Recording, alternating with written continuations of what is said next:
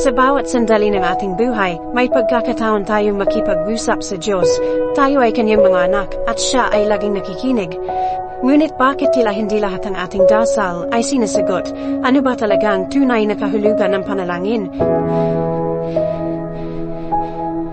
Sa Biblia, nakikita natin ang iba't ibang mga halimbawa ng panalangin.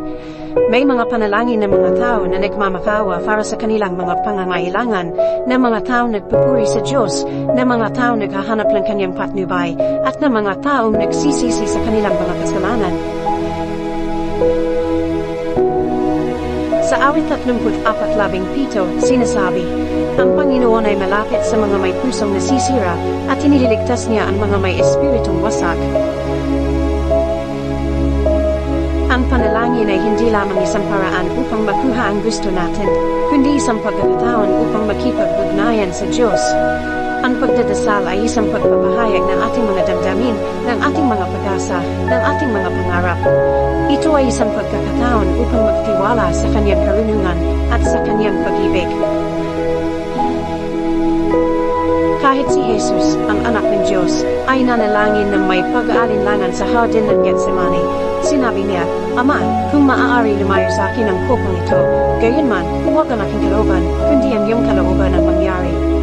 Lucas 22:40. Ang panalangin ni Jesus ay nagpapakita na ang Diyos ay hindi palaging nagbibigay ng gusto natin, ngunit laging nagbibigay ng kailangan natin.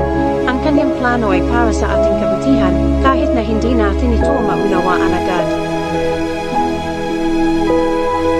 Sa Filipos 4:6 sinasabi, huwag kayong mag-alala sa anumang bagay, kundi sa lahat ng bagay, sa pamamagitan ng panalangin at pagsusumamo na may pasasalamat, ay ipaalam ang inyong mga kahilingan sa Diyos.